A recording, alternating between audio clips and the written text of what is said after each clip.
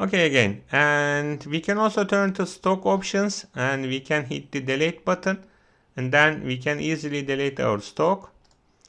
At that point, if we turn to actually lathe face parameters, and the use stock options cannot be used at that point, so we need to use select point options.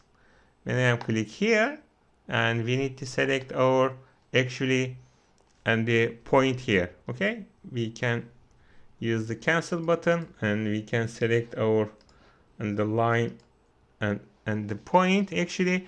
Okay, let's create some point here. I can click here, wireframe and point position. At that point, I can hit the X button, X5, and Y can be like this, and click the OK button. Okay, that point is also enough for us. We can turn to parameters and select points. We can hit that button, and that's origin, and that's it. Okay, this is my cutting area. This is going to be my cutting area. So at that point, we just need to click here, and of course this is the dirty operation right now, so we can double click on it and click OK button, and then we're gonna see our toolpath like this. Okay, this is my actually face toolpath by using the 2 points.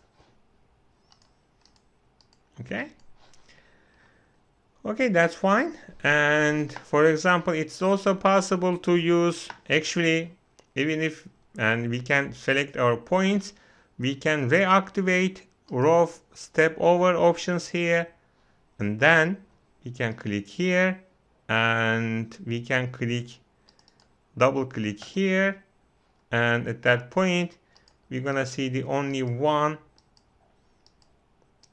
step for our actually and the face toolpath.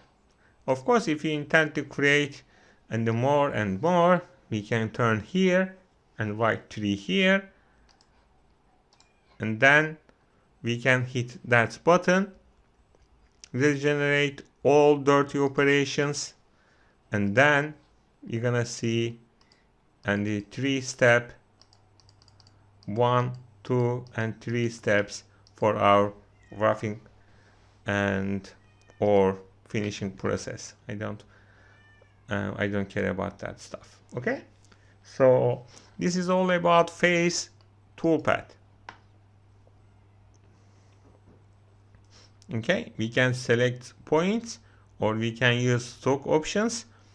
Of course, if you would like to use the use stock options, you need to turn your properties, and you need to create your and the stocks for our and the process. Okay, this is all about and the face toolpath.